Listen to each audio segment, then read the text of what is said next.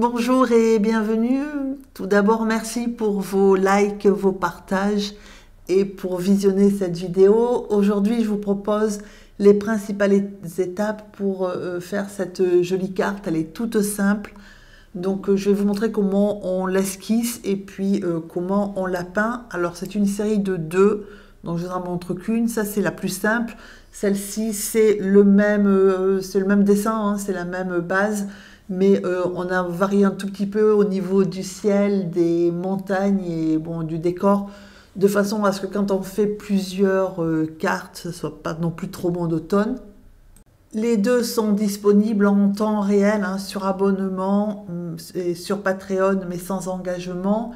Et voilà la photo qui m'a inspirée, qui vient de Pexel. Voilà, je n'ai pas trouvé son auteur, donc j'ai pris comme inspiration ce chalet, et après je l'ai modifié, je l'ai simplifié, je l'ai modifié comme ça m'arrangeait en fait. Au niveau du matériel, j'utilisais du vert olive comme base, hein, pour les sapins, du bleu de cobalt, de la terre de sienne brûlée, alors le violet Windsor, enfin, ou le violet, si vous utilisez du rose, c'est facultatif, c'est juste pour faire l'ombre de la neige, et du blanc de titane, hein, ou de la gouache blanche, de manière à ajouter de la neige, hein, parce que c'est plus facile de le faire à la fin qu'au fur et à mesure. Donc c'est du papier 100% coton, 300 grammes. Alors je l'ai pris, donc c'est une feuille A4 divisée en deux, hein, dans le sens portrait. Et par contre, mon dessin est orienté paysage, hein, et il est pas, c'est une erreur de ma part, c'est pas divisé en 4, c'est divisé en 2. C'est-à-dire que j'ai pris la feuille A4, je l'ai coupée en deux, hein, à peu près au milieu de la feuille, en hauteur, et j'ai fait mon paysage là-dessus. Au niveau des pinceaux, c'est du très classique, hein, c'est du pinceau rond. Donc le 6, c'est entre guillemets mon gros.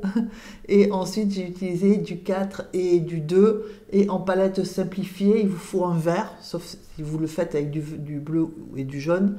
Il faut un marron ou de la terre d'ombre brûlée, un rose ou un rouge, de manière à pouvoir modifier votre vert, et un bleu transparent.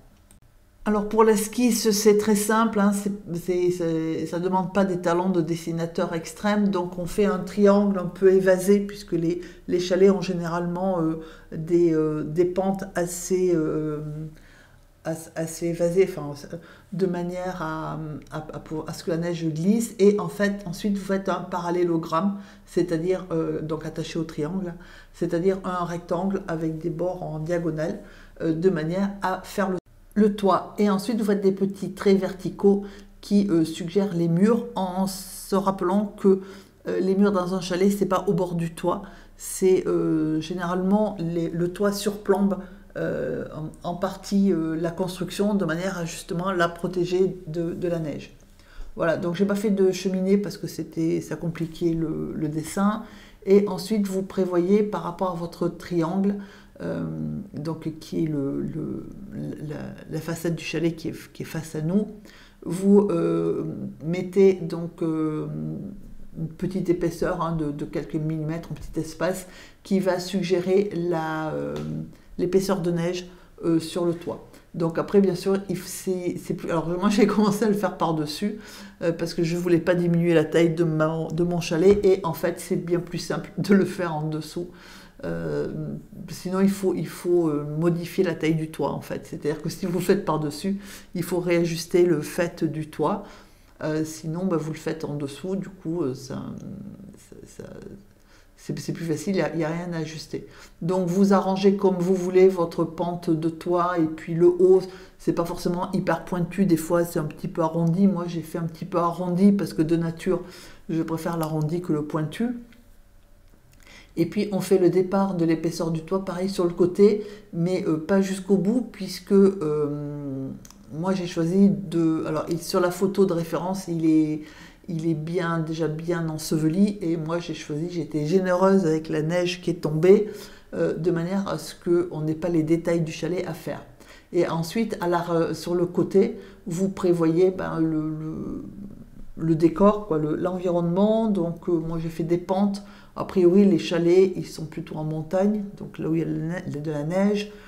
Et donc j'ai fait des pentes et j'ai fait un tas de neige hein, qui explique qu'au niveau du chalet, il a beaucoup neigé, donc le chalet a été bien enseveli sous la neige, et comme il n'est pas habité, enfin il est pas occupé à ce moment-là, du coup il y a beaucoup de neige. Et donc après vous pouvez soit faire une porte comme j'ai fait dans la deuxième version, ce qui est plus simple, soit faire juste une fenêtre volet fermé, parce qu'il n'y a personne, sinon il serait déneigé. Voilà, donc là pour l'instant il n'y a personne. Et moi dans cette version-là, j'ai fait la fenêtre en suggérant un balcon.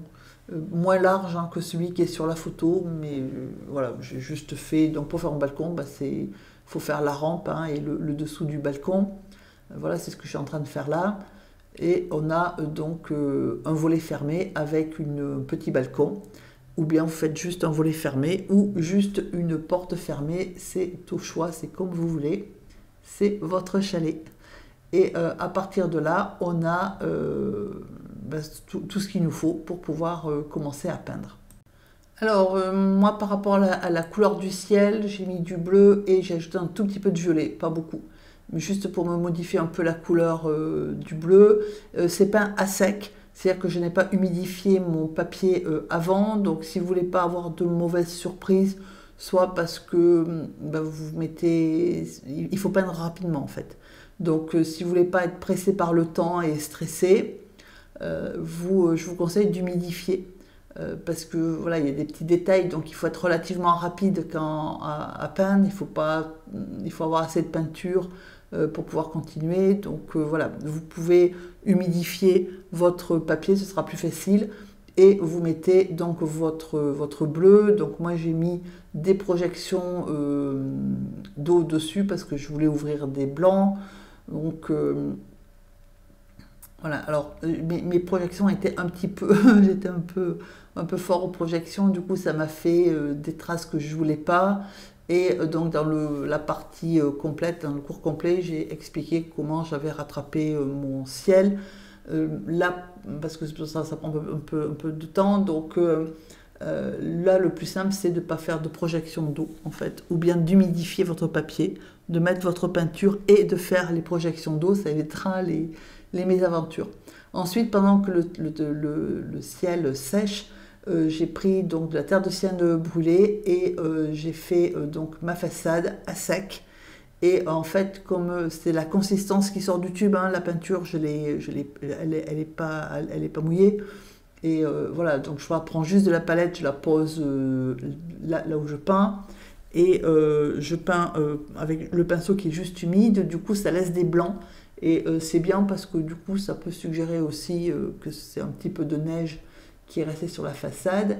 Et moi le marron je l'ai fait avec le bleu, voilà, avec la terre de sienne brûlée. Donc selon la quantité de bleu que vous mettez, vous avez un marron plus ou moins clair. Moi je voulais un marron foncé, du coup j'ai ajouté du bleu en conséquence, de manière à faire le rebord du toit. C'est pas l'ombre du toit, c'est le rebord du toit, puisque je dis que le toit surplombe la façade. Et bien c'est ça en fait, c'est la partie du toit qui avance, c'est l'avancée du toit par rapport au mur, hein, au chalet. Donc alors, la seule petite difficulté peut-être c'est de faire ce que je suis en train de faire là, puisque le toit il repart, enfin il continue de l'autre côté, hein, il y a l'autre pente. Donc ce qu'on est en train de dire c'est qu'il repart de l'autre côté, parce que sinon c'est parallèle au toit en fait, hein, donc ça suit la pente du toit forcément. Et donc je le fais des deux côtés, en sachant que la partie gauche est plus large, un tout petit peu plus large que la partie droite. Et tant qu'on y est, on suggère le bout du mur du chalet, enfin le peu qu'on voit à travers la neige. Après, si vous voulez mettre de la neige moins haut, vous mettez votre mur, mettez un peu plus de mur. Moi, j'ai mis vraiment pratiquement comme sur la photo, c'est-à-dire qu'il est bien enseveli. Et j'ai rincé le pinceau, bien sûr, je l'ai essoré et j'ai repris mon bleu, la couleur du ciel, que j'ajoute en fait au tas de neige, hein, qui est sur le bord de la maison, de manière à délimiter mon toit, parce que mon toit je le veux blanc, à le délimiter et à ce qu'il soit bien visible. Et ensuite, vous faites des traces avec votre pinceau et le bleu, bleu ou violet, comme vous voulez, très dilué, de manière à suggérer un petit peu d'irrégularité sur la neige et surtout la pente, de manière à ne pas avoir un premier plan blanc sans autre décor que ça. Donc voilà, après j'ai remis un petit peu mon ciel en état et j'ai fait mon vert, c'est le vert olive auquel j'ajoute du bleu et alors, là j'ai ajouté du violet. Mais on peut y ajouter la terre de sienne brûlée. C'est vraiment, ça dépend les couleurs que vous avez et la nuance de vert que vous voulez obtenir. Et avec le pinceau numéro 2, j'ai commencé mon sapin. Voilà, donc comme je vous ai montré dans les vidéos précédentes, alors là, voilà, il y a des jours où mon sapin il n'est pas très joli. Voilà, donc après c'est pas très grave parce je vais y mettre du blanc dessus. C'est aussi ce qui explique en partie que j'ai pas trop fait attention quand je l'ai fait. Mais voilà, j'en suis pas très très contente. Si j'avais dû le laisser comme ça, je pense que j'aurais refait mon aquarelle parce qu'il me plaît pas trop. Donc après j'ai fait des sapins qui sont plus petits parce qu'ils sont plus loin. Et de manière à habiller le côté droit de l'aquarelle sans foncer, hein, sans mettre trop de couleurs foncées. Et j'ai remis ensuite mon bleu-violet sur le bas de mes traces, là, de manière à créer un relief. C'est-à-dire qu'en fait, c'est une trace dans la neige et il y a une certaine hauteur, donc pas non plus, c'est pas une crevasse non plus, mais voilà, il y a une certaine hauteur qui fait que ça crée un dénivelé, hein, et donc une partie un peu accidentée, de façon à pas avoir quelque chose de trop plat et de trop trop monotone devant, hein, à créer quelque chose devant, c'est de la neige, donc on peut pas tellement, il n'y a pas tellement de solutions pour mettre, voilà, pour créer un premier plan. Et ensuite j'ai pris mon blanc parce que moi je m'embête pas, je vois pas pourquoi je m'embêterais, le blanc, voilà, je m'en sers. Alors j'ai utilisé donc j'en ai remis un tout petit peu sur le toit, sur les pentes du toit. J'en avais pas besoin parce que c'était net, hein, c'était joli comme c'était. Mais moi j'ai considéré que la neige, quand elle tombe, elle tombe pas forcément, c'est pas forcément lisse sur le toit, donc il peut y avoir des parties par exemple qui ont pris un peu plus de neige ou avec le vent où ça s'est ramassé, voilà. Donc du coup j'en ai mis pour que ce soit un petit peu irrégulier sur le toit, j'en ai mis au pied des sapins là-bas parce que j'ai trouvé que ça faisait joli, et là j'en mets un petit peu au premier plan de manière à ce que ça paraisse un peu plus irrégulier. Cette vidéo est à présent terminée, j'espère qu'elle vous a plu et que vous allez peindre de magnifiques cartes ou des aquarelles juste pour le plaisir de peindre une aquarelle. Je vous souhaite une agréable journée, je vous dis à très bientôt.